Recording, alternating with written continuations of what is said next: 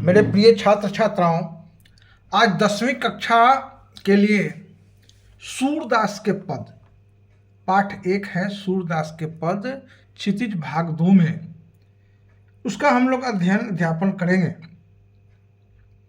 सूरदास जी हिंदी साहित्य के सूर्य कहे जाते हैं और वे श्री कृष्ण के अनन्य भक्त हैं। उन्हें वात्सल्य सम्राट के नाम से भी जाना जाता है।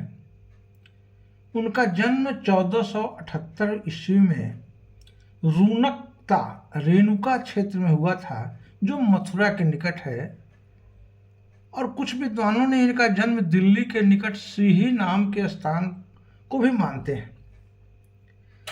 इनके कई ग्रंथ हैं प्रमाणिक: सूरसागर, साहित्य लहरी और सूरसारावली। यहाँ पे सूरसागर के भ्रमर गीत से कुछ पद संकलित हैं आपके लिए। एक पद का हम लोग अध्ययन करेंगे।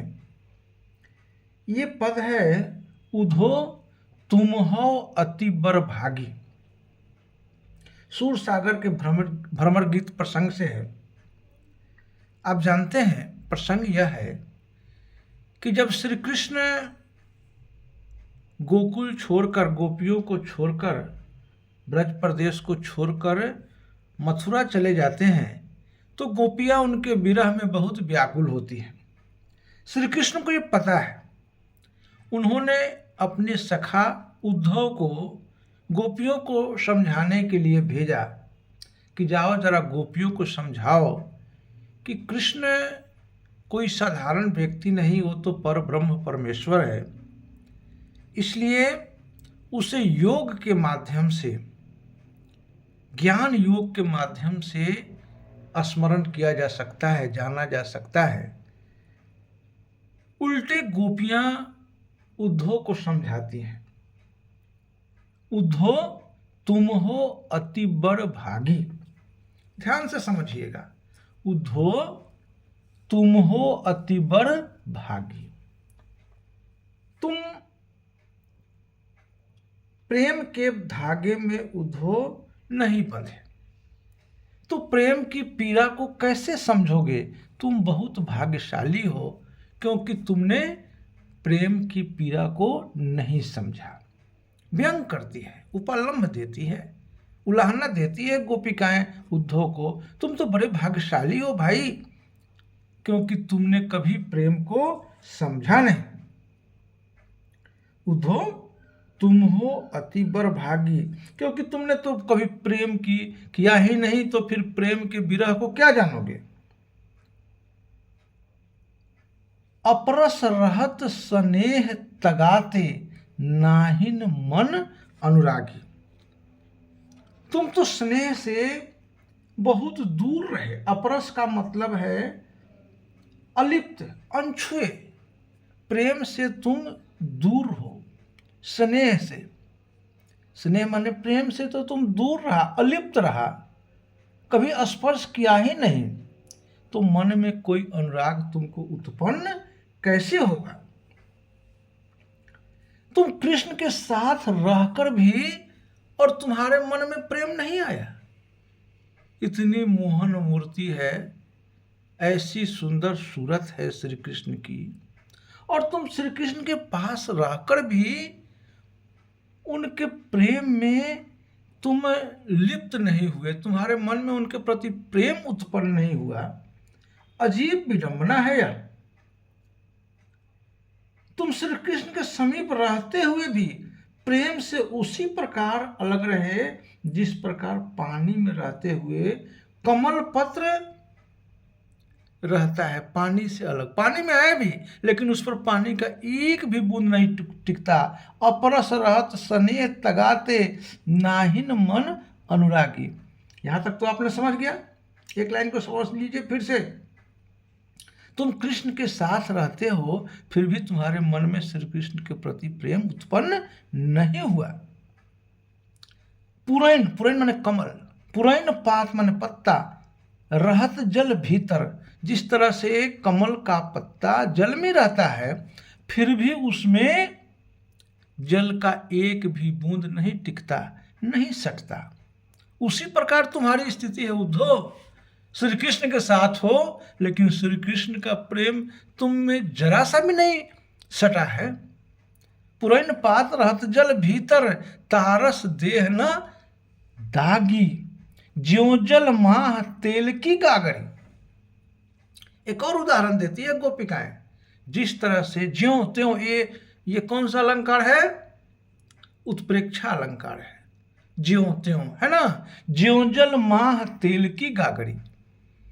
तेल की गागरी माने बर्तन, घड़ा जल में रहे लेकिन फिर भी उसमें एक बूंद नहीं सटता। वही स्थिति तुम्हारी है। प्रीति नदी में पांव न बोड़ियो। प्रीति माने प्रेम की नदी में तुमने पांव तक नहीं डाला।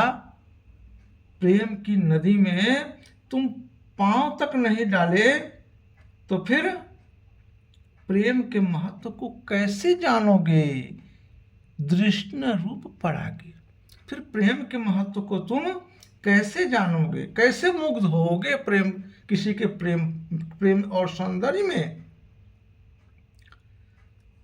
सूरदास अबलाहम भोरी, गुरु चाटी जो पागी।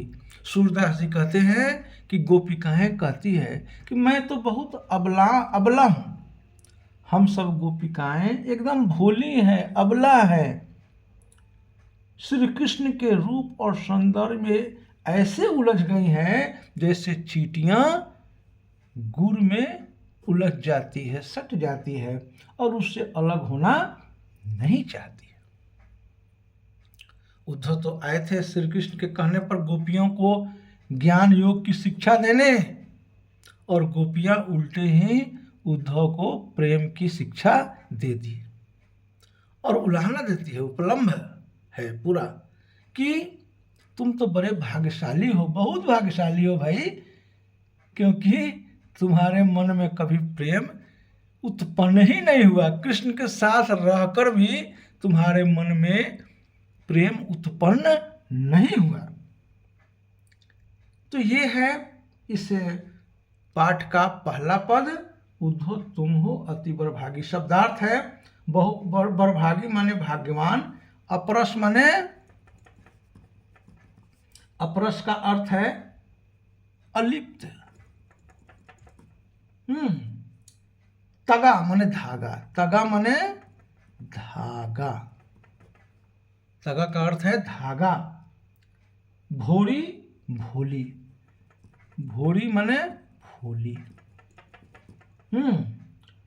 और अबला माने नारी। अब कुछ प्रश्न है इसमें, उसका आप लोग जानिए। इस पद में गोपियों द्वारा उद्धव को क्या कहा गया है? उद्धव को क्या कहा गया है? 3-4 विकल्प हम बताते हैं इसमें। क है बड़भागी, ख है अनुरागी, ग है दागी और घ है परागी। उत्तर है बड़भागी। उद्धव तुम हो अति बड़भागी, है ना। दूसरा प्रश्न एक और आता है, श्री कृष्ण ने अपनी तुलना किससे की है? गोपियों ने अपनी तुलना किससे की है? मधुमक्खियों से, गुड़ से, चींटियों से, कमल के फूल से कि नदी के बहते नीर से? गुड़ से, चिपटी, चींटियों से। पद में है ना, सूरदास अबलाहम भोली, गुड़ चाटी जो पाकी। तो इस तरह से आप लोग इन प्रश्नों का आप कुछ उत्तर याद करिएगा। क्योंकि वीडियो लंबा हो रहा है तो फिर हम इस पाठ को दूसरे क्लास में पढ़ेंगे। और फिर अगर नए हैं तो चैनल को सब्सक्राइब करिएगा, दोस्तों में शेयर करिएगा और लाइक करिएगा। फिर अगले वीडियो मिलेंगे, तब तक के लिए धन्यवाद।